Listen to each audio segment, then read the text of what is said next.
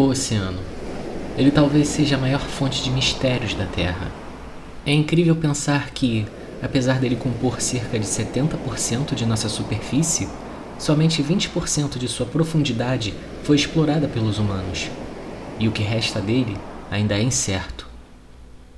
Com algumas imagens perturbadoras de criaturas que habitam os ambientes mais profundos, é normal ter uma certa ansiedade em pensar o que mais pode estar por lá.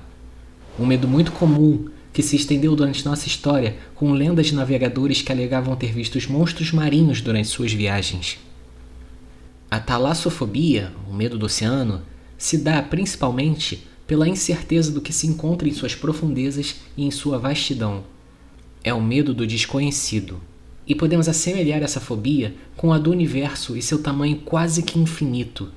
Já ouvimos muitas lendas, teorias e contos do que pode estar por trás dessas imensidões, mas as mais populares e mais perturbadoras são as histórias de Howard Phillips Lovecraft, com seu horror cósmico. Contos fascinantes sobre criaturas e deuses antigos e terríveis, criados a partir de sua mente incrivelmente criativa, mas igualmente ignorante e preconceituosa. Hoje em dia pode ser considerado conhecimento comum o quão racista Lovecraft era. Basta dar uma pesquisada rápida na internet que já temos vários resultados falando sobre sua caracterização de minorias problemática ou sobre o nome de seu gato preto de estimação. Então a melhor pergunta para se fazer aqui não é Lovecraft é preconceituoso? E sim, como o preconceito de Lovecraft influencia seus trabalhos. E eu nem estou falando de pegarmos alguns trechos soltos onde ele descreve personagens étnicos como as pessoas mais horríveis e burras do mundo. E acredite, temos muitos exemplos disso. Como no conto O Caso de Charles Dexter Ward, onde ele literalmente dá uma pausa rapidinha na história para descrever uma personagem indígena da seguinte forma: a mulher com uma expressão extremamente repulsiva, talvez devido a uma mistura com o sangue negro. E sim, essa é uma passagem real do livro. O que temos de analisar realmente são os subtextos de suas histórias. Há um tempo atrás, em uma postagem no Instagram sobre um dos seus contos, eu li nos comentários uma pessoa defendendo a ideia que os trabalhos de Lovecraft não eram preconceituosos, tirando aquelas frases soltas, obviamente. Acho que esse tipo de pensamento seria uma mistura de falta de interpretação de texto, falta de caráter e o medo de que se você tem interesse em ler Lovecraft, você é automaticamente racista. Essas ideias são um tanto absurdas, para dizer o mínimo, e enquanto o preconceito de Lovecraft está bastante integrado em suas histórias, elas ainda possuem outros valores que fazem com que sua leitura ainda seja essencial para quem queira estudar, ou somente ler casualmente, o gênero de terror ou de ficção. E nós vamos falar mais um pouco sobre isso daqui a pouco, mas primeiro nós temos que entender um pouco mais sobre Lovecraft e o horror cósmico. Para começarmos, temos de voltar um pouquinho no tempo e fazer a primeira pergunta. Quem foi Lovecraft? Lovecraft nasceu no dia 20 de agosto de 1890 e, mesmo vindo de uma família bastante rica, sua vida se tornou conturbada bastante cedo. Quando tinha somente 2 anos, seu pai foi internado após sofrer um colapso nervoso e ele se mudou junto com sua mãe para a casa de sua avó, que morreu não muito tempo depois. Você pode somar esses 2 eventos traumáticos com o fato dele ter nascido com uma constituição bem baixa, ficando doente com uma certa frequência, que Lovecraft criou uma grande paranoia de sua própria morte. Esses medos acabaram se desenvolvendo em uma ansiedade social e o garoto raramente saía de casa, nem mesmo para a escola, que ele teve que abandonar graças aos seus problemas de saúde. Como ele passava a maior parte de sua juventude em casa, sua maior companhia eram livros antigos da biblioteca de seu avô, e ele teve uma afeição maior pela química e, mais importante, pela astronomia.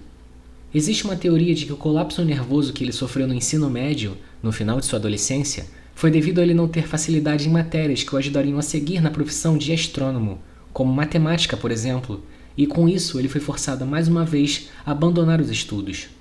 Agora, apesar de ter sido uma situação frustrante para Lovecraft, como ele vinha de uma família bastante rica, a preocupação com o dinheiro era inexistente. Isto é, até o momento que os negócios de seu avô começaram a se afundar, ao que pode ter levado à sua morte em 1908. Com isso, Lovecraft e sua mãe foram forçados a se mudarem para uma casa menor, e, mesmo que fosse perto do local onde moravam, ainda era uma mudança gigantesca para o jovem. Com a morte de familiares, a perda de dinheiro e suas próprias ansiedades, Lovecraft começou a entrar em uma crise de identidade. Ele não sabia como seguiria a vida e o que seria no futuro. Mas, apesar de tudo, um prazer ainda persistia em sua vida: o de ler. E para começar sua carreira como escritor, ele iniciou um trabalho como jornalista amador com sua própria revista chamada The Conservative. E nessa revista, ele compartilhou muitas ideias que se formaram em seu longo período de isolamento da sociedade e de convívio com uma família arcaica de alta classe, incluindo sentimentos de xenofobia e racismo. Mesmo assim, ele conseguiu chamar a atenção de um público, pessoas que concordavam e seguiam seus ideais, incluindo outros jornalistas e autores com quem ele permaneceu em contato ao longo dos anos. Em 1921, a mãe de Lovecraft faleceu, o afetando tanto psicologicamente quanto financeiramente. Ele foi forçado a se mudar junto com suas tias e teve que trabalhar com contos episódicos como escritor fantasma, trabalhos que não pagavam muito bem. Mas foi nessa época que ele conheceu o amor, surpreendentemente de uma mulher judia chamada Sonia Heft Green, o que é bastante contraditório com suas atitudes xenofóbicas e antissemitas.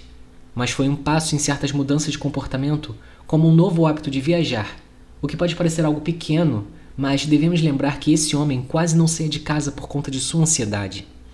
Mas é claro que, como Lovecraft era uma pessoa bastante difícil, para não dizer outras coisas, o casamento teve muitos altos e baixos, e, resumidamente, pulando muitos detalhes da vida entre os dois, Lovecraft não conseguiu se adaptar à vida na cidade de Nova York e de outras mudanças que ele teve que fazer graças à sua esposa, o que o fez voltar para sua terra natal, mas não acompanhado de Sonia, que teve de permanecer longe devido ao seu trabalho. E mesmo que ela ainda fizesse visitas quando pudesse, seu marido ia se tornando cada vez mais distante e estava voltando a hábitos mais preconceituosos que ele tinha antes de conhecê-la. Tudo isso culminou num pedido de divórcio em 1929. Agora, só para finalizar esse pequeno resumo de sua vida, Lovecraft ainda atuava como escritor fantasma, mas ele desejava mais reconhecimento, o que fez voltar a produzir obras autorais, algo que ele não fazia há anos. Ele sempre permaneceu no anonimato e, justamente quando ele começou a sentir um pouco do gosto da fama, ele faleceu em 1937, graças a um câncer de intestino.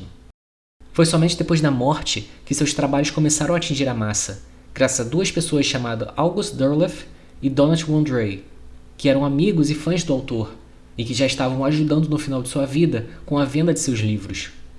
Os dois fundaram a editora Arkham House, nome baseado em uma cidade fictícia dos trabalhos de Lovecraft, que focava em publicar antologias criadas por ele. E foi nesse período que seu nome e seus trabalhos começaram a se popularizar. Agora que já temos uma ideia de quem foi a pessoa, é importante passarmos para a segunda pergunta que devemos fazer. O que é horror cósmico? Procurando relatos de quando realmente surgiu o horror cósmico, temos fontes que indicam que autores como Edgar Allan Poe e Ambrose Bierce já estavam explorando suas características, mas eu acho mais justo e mais honesto dizer que eles estavam construindo as fundações que Lovecraft aperfeiçoaria para criar o gênero em si, sendo o verdadeiro pai do cosmicismo. A temática do horror cósmico é principalmente o existencialismo, o papel da humanidade no universo e como, ao olhar de maneira fria, somos insignificantes perante a vastidão do vazio infinito.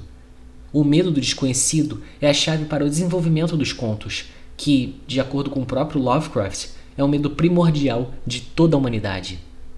Dado que a dor e o perigo da morte são mais vividamente lembrados que o prazer, e que os nossos sentimentos relativos aos aspectos favoráveis do desconhecido foram de início captados e formalizados pelos ritos religiosos consagrados, coube ao lado mais negro e malfazejo do mistério cósmico figurar de preferência em nosso folclore popular do sobrenatural.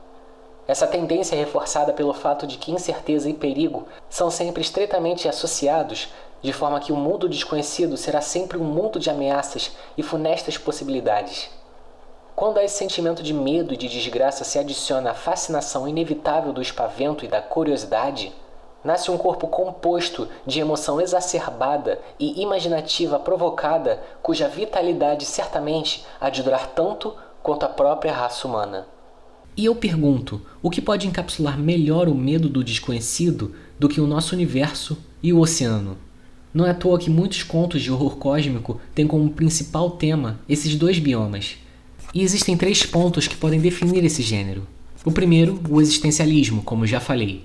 Com o principal tema sendo o medo do desconhecido, a maior preocupação do horror cósmico seria de questionar o papel da humanidade e o propósito de sua existência. O segundo é o isolamento e a insanidade. Com esse pensamento da humanidade ser minúscula em comparação ao universo, o sentimento de solidão e como isso pode levar qualquer um à loucura prevalece nas histórias. E o terceiro é o pessimismo. As histórias de horror cósmico geralmente não possuem uma conclusão satisfatória ou que seja bem resolvida. Muitas vezes, esses contos são histórias apocalípticas ou que possam deixar os personagens e aquele mundo em um estado pior do que se encontravam antes. Agora, eu diria que o que mais ajudou para a popularização dessas histórias foram as criaturas e mitos criados para elas. Monstros, ou melhor, divindades, que são tão velhas quanto o próprio tempo e que estão vagando eternamente pelo vazio, ou que encontraram abrigo em nosso planeta. Cthulhu, o mais popular deus de Lovecraft, é descrito como um ser antropóide do tamanho de uma montanha, com uma cabeça parecida com um polvo e pele escamosa. Apesar dessa descrição, essa não é a verdadeira forma de Cthulhu. Ele, assim como muitas outras criaturas do horror cósmico, vão além da compreensão humana, e nós não temos a capacidade de vermos como essas divindades são de verdade sem enlouquecermos. Na verdade, é possível perdermos a sanidade estando somente próximos a essas criaturas. Isso quer dizer que, mesmo que tenhamos características recorrentes, como a cabeça de polvo de Cthulhu, a aparência física pode variar de pessoa para pessoa, dependendo de seu estado mental. E essa falta de compreensão humana também vai em questão do dialeto, já que os nomes desses deuses é somente o mais próximo que conseguimos pronunciar. Many of his colleagues apparently didn't know how to pronounce it, or pronounced it wrongly. And so finally, in a letter of 1934, he tells a colleague, well, it's really meant to be 2 syllables. You're supposed to put your tongue at the roof of your mouth and cough it out like Cthulhu. But he says, the name is an entirely alien name, not designed to be pronounced by human vocal cords. Fazendo um paralelo com a cultura popular, em algo que talvez seja até mais conhecido do que os mitos de Lovecraft, temos os personagens de Galactus, da Marvel, que compartilha características com esses deuses, e eu diria que foi inspirado neles até. No caso, Galactus é um ser que existiu antes do Big Bang. Ele é tão fora do normal para as espécies modernas e sua verdadeira forma tão incompreensível que a população dos planetas que ele vai consumir o enxergam como se ele tivesse atributos de sua própria espécie. Então, como nós iríamos o enxergar como um ser humanoide, um alien como um Skrull o veria mais parecido com ele, e assim por diante em relação às outras espécies. Mas agora, eu não diria que todos os deuses de Lovecraft são maldosos ou cruéis. Claro, temos aqueles que realmente não se importam com nada e querem causar o máximo de destruição possível, mas uma grande parte desses deuses simplesmente não se importam conosco. É como se fôssemos formigas para eles, menores do que isso até. Somos tão insignificantes que é muito difícil chamarmos a sua atenção. Mas é claro que isso é só uma interpretação. No final das contas, o conceito moral do que é bom e mal, de acordo com os humanos, não se encaixam nessas criaturas. E agora que temos um entendimento melhor do que compõe esses contos, podemos fazer a pergunta mais importante do vídeo. Como Lovecraft escreve suas histórias? A maior piada que se pode fazer em relação à forma de escrita de Lovecraft é o clássico clichê do indescritível. Como é possível botar em palavras algo que é incompreensível para a mente humana? Os trabalhos iniciais de Lovecraft realmente apresentavam essa característica, mas é inegável que ele se tornou cada vez melhor em definir algo impossível de compreender em suas histórias. Vamos comparar, por exemplo, 2 trechos de 2 contos diferentes. O primeiro sendo Dagon, que conta a história de um navegador que ficou perdido no oceano e se deparou com uma antiga construção de uma civilização submersa. Quando o viajante se depara com o cenário, ele o descreve da seguinte forma: embora se possa perfeitamente imaginar que minha primeira sensação seria de espanto, com uma transformação tão prodigiosa e inesperada de cenário, eu, na verdade, fiquei mais horrorizado do que espantado, pois havia no ar e no solo putrefato um caráter sinistro que me arrepiou até o âmago de meu ser. A região toda fedia, com as carcaças de peixes apodrecidos e outras coisas menos descritíveis que eu vi projetadas da lama abjeta da interminável planície. Talvez eu não devesse esperar transmitir em meras palavras a indizível repugnância que pode existir num silêncio absoluto e numa imensidão estéril. Não havia nada ao alcance do ouvido e da visão, salvo uma vasta extensão de lodo preto, mas ainda assim o caráter absoluto do silêncio e a homogeneidade da paisagem me oprimiram com um medo nauseante. Existe um certo nível de detalhe, de fato, mas ele deixa muito para a imaginação. é algo raso, o que de certa forma foi a intenção do autor. Mas até que ponto essa falta de descrição pode ser efetiva? Anos depois, com At the Mountains of Madness, temos um exemplo de um claro avanço de suas habilidades de escrita. 10 e 15. Descoberta importante. Orendorff e Watkins, trabalhando no subterrâneo às 9h45 com alguma luz, descobriram fósseis monstruosos em formato de barril de natureza completamente desconhecida, provavelmente vegetais, a não ser que sejam de um espécime crescido de uma radiata marinha desconhecida. Tecido evidentemente preservado por sais minerais, resistente como couro, mas com flexibilidade surpreendentemente mantida em lugares. Marcas de partes rompidas nos pontos finais e aos lados. 6 pés de altura, 3 pés e 5 décimos de diâmetro central, afinando para um pé em cada extremidade. Como um barril com 5 saliências no lugar de aduelas. As rupturas laterais, como de caules finos, estão no equador, no meio dessas cristas. Nos sulcos entre essas cristas estão protuberâncias curiosas, favos ou asas que se dobram e se abrem como leques, todas muito danificadas, exceto por uma, que dá uma abertura de asas de quase 7 pés. Essa comparação pode não parecer muito justa, já que o trecho de Dagon serve para descrever um local, enquanto de At the Mountains of Madness fala sobre uma criatura. Mas ainda assim podemos demonstrar a evolução de Lovecraft como autor nesses exemplos. Mas isso não quer dizer que seus trabalhos estão livres de defeitos. One of the cliché notions of Lovecraft propounded by people who don't very much like his work usually, is that he only had one style that consisted mostly of piling on the adjectives. If you meet Lovecraft for the first time as an adult, you do kind of have to learn how to read him. It's not a modern style, it's not a stripped down style, it's not a very efficient style, and there are many, many things about it that are risible. He will pick a few words and overuse them appallingly. Eldritch, gibbous. Mas o que você deve estar se perguntando é, onde o preconceito dele se encaixa nisso tudo? Afinal, nada do que eu defini até agora no horror cósmico ou na sua forma de escrita é algo que necessita do racismo ou xenofobia para funcionar. Bom, enquanto essa afirmação é verdadeira, o perigo dos textos de Lovecraft se encontra nos seus subtextos. Para poder explicar, vamos pegar uma passagem do conto chamado de Cthulhu. Para contexto, policiais conseguiram capturar membros de um culto secreto que venera deuses antigos. Inquiridos na delegacia depois de uma jornada de tensão e cansaço intensos, os prisioneiros revelaram-se todos homens de um tipo de mestiçagem muito inferior e mentalmente aberrante. Eram marinheiros em sua maioria, e um punhado de negros e mulatos, sobretudo os caribenhos ou portugueses de Brava nas ilhas de Cabo Verde, dava um toque de voduísmo ao culto heterogêneo. Mas não foi preciso muita inquisição para ficar evidente que havia algo muito mais profundo e mais antigo do que o fetichismo negro. Degradadas e ignorantes como eram, as criaturas defendiam com surpreendente consistência a ideia central de sua abominável fé.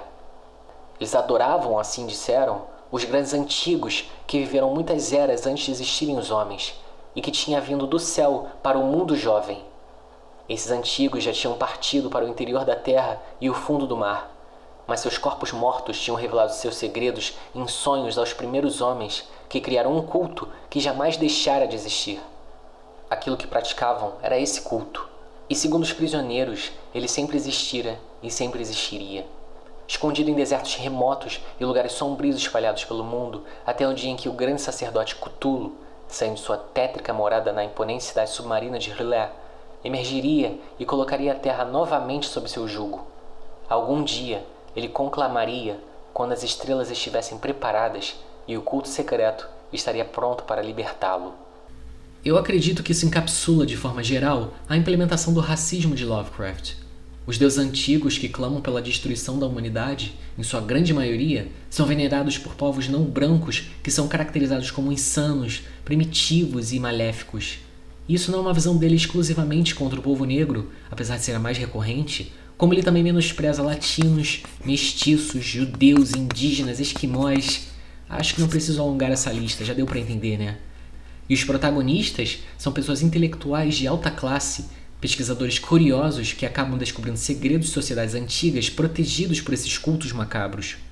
E também podemos falar que esses cultos malignos vêm da ideia de Lovecraft de que, caso essas religiões pagãs sejam espalhadas, elas causariam a destruição do mundo moderno, já que eles veneram deuses cruéis e fazem parte de rituais amorais que envolvem tabus para a sociedade, misturado com uma visão errônea dessas crenças, como a prática de orgias constantes e sacrifícios humanos cruéis. No próprio chamado de Cthulhu, onde vimos aquela passagem, Lovecraft compara algumas vezes o voodoo com o satanismo, sendo a principal causa do renascimento do deus antigo. Agora, existe essa história de que Lovecraft foi se arrependendo do seu racismo escancarado no final de sua vida e foi utilizando menos para a construção de suas histórias. E enquanto isso é verdade até certo ponto, seu casamento e suas viagens realmente deram uma outra concepção de mundo, dizer que ele se desconstruiu por completo seria uma mentira. Sua xenofobia foi o principal motivo de seu divórcio e de ele ter deixado de morar em Nova York para voltar à sua cidade pequena. E não podemos esquecer que ele ainda escreveu A Sombra de Innsmouth, que faz uma dura crítica à miscigenação e casais interraciais, basicamente comparando os parceiros não brancos e os filhos gerados como monstros repugnantes. Então, mesmo se ele estivesse de fato tentando largar seu preconceito, seus velhos hábitos ainda voltaram à tona. Será então que seria possível fazer uma censura dos livros? Para conseguir lê-los sem as menções de seu preconceito? Eu sinceramente diria que não nesse caso. Enquanto o horror cósmico não precisa desses temas para existir, o racismo de Lovecraft está tão integrado em suas histórias que simplesmente retirá-lo delas iria transformar em algo completamente diferente. Não entrando num debate muito longo de se separar a arte do artista, mas, nesse caso em particular, eu realmente não enxergo como isso seria possível sem perder sua essência. Mas agora, depois de tudo, pode parecer que o certo a se fazer seria manter a distância de seus livros. Mas, apesar disso, eu ainda considero leituras muito interessantes e importantes para os amantes de terror ou de literatura no geral. Existe uma maestria na construção de mundo e um entendimento do medo do desconhecido que poucas pessoas conseguem replicar. Ironicamente, seu preconceito acaba se complementando muito com essa temática, essa recusa dele tentar compreender culturas fora de sua bolha e dele acabar as demonizando em suas histórias. Mesmo que você despreze o homem, a leitura de forma didática de seus livros, como se fosse uma pesquisa ou estudo mesmo, ainda é recomendável. Mas, obviamente, vai depender muito da sensibilidade da pessoa e entendo completamente aqueles que querem se distanciar o máximo deles. É uma leitura importante, mas discussões sobre seus problemas são necessárias para poder manter o gênero vivo em tempos modernos. Não podemos ler um trabalho de um autor sem ter consciência do que aquilo representa, por mais influente que ele seja. O pensamento crítico, afinal, nos traz um entendimento melhor da história que estamos lendo, e só assim podemos a absorver por completo e entender seu verdadeiro impacto. Caso contrário, existe um risco muito grande de normalização da forma de expressão e linguajar utilizados.